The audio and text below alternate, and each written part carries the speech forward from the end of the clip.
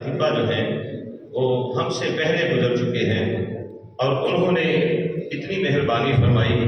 کہ میں کبھی کبھی ان کی بارگاہ میں جایا کرتا تھا تو ان کا پانی بھر دینا، ان کے ساتھ پیار کرنا، ان کو غسل دے دینا یا ان کے ساتھ کوئی پیار والی بات کر دینا۔ تو ایک دن آخری وقت وہ مجھے 2 دن پہلے کہنے لگے حکیم صاحب میں آپ کو ایک نسخہ عنایت کرنا چاہتا ہوں، مگر شرط یہ ہے کہ میری اولاد میں سے کسی کو نہیں دینا۔ یہ باتیں کب ہوتی ہیں؟ جب اولاد اپنے والدین سے دور ہوتی ہے، لاپرواہ ہوتی ہے،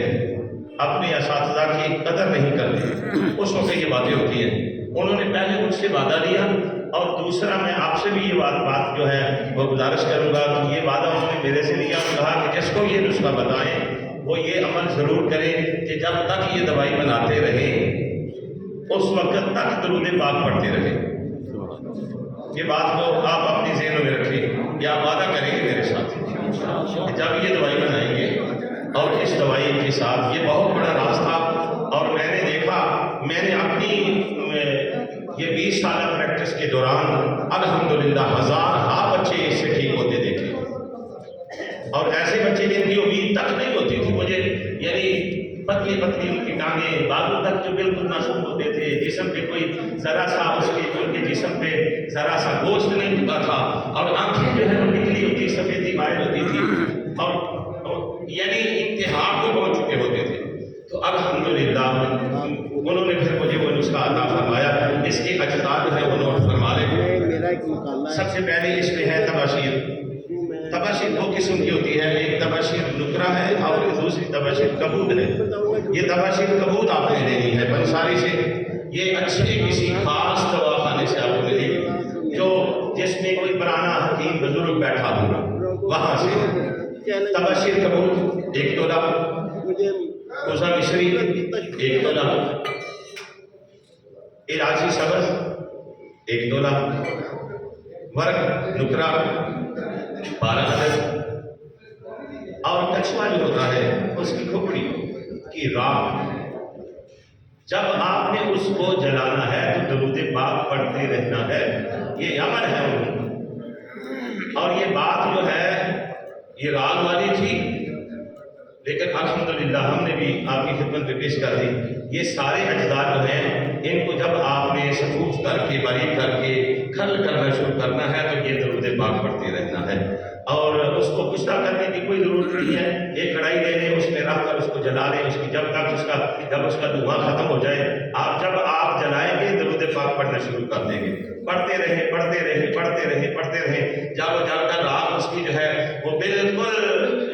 مطلب کیا کہتے ہیں وہ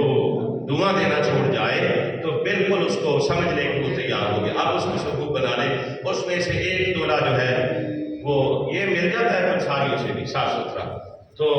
اس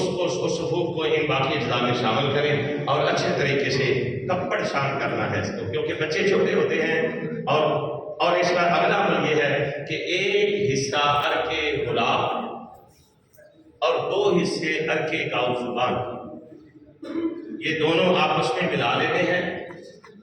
2 چمچی اس کی ڈالیں، 1 چمچی اس کی ڈال کر ان کو بنا لیں، اور پھر اس کے ساتھ اس میں چونکہ کلا مصری ہے یہ میٹھا بھی ہے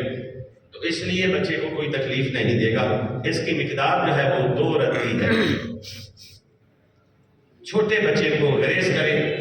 ماں کے دودھ میں دیں، پہلے حل کر کے، بعد میں اس کو اچھے طریقے سے ان کو سمجھائیں کہ اس کو ایسے نہیں دینا کہ تاکہ اس کی جو خاک ہے وہ نسخہ جو ہے اس کے گلے میں تالوں میں لگ جائے اور بچہ جو ہے وہ سانس کی بیماری میں پریشان ہے۔ تو اس کو حل کروا کے ان اجزاء کو پھر مکمل کروا کے پھر اس کو دیں، اور اس کے آج کل تو نپل نکل آئے ہیں اتنے موٹے موٹے، اس میں چیزیں ڈال دی جاتی ہیں طرح طرح کی، جیسے کیلے کا جوس بنایا اس میں ڈالا، بچے کے منہ میں ڈالا تو کھانا شروع کر دیتا ہے۔ ایسے ہی آپ اس کو کر لیں، اگر چینی کم ہے تھوڑی سی اس میں اور ایڈ کر لیں تو یہ دیں انشاءاللہ۔ آپ پہلے اس بچے کا وزن نوٹ کر لیں، اس کی پوری تصویر لے لیں، 1 ہفتہ کیا کدھر ہے وہ حیرانی کیا ہے، وہ کیا کرے گی اس کا مقابلہ، میں نے خود دیکھا ہے الحمدللہ۔ یہ ممبر رسول بھی ہے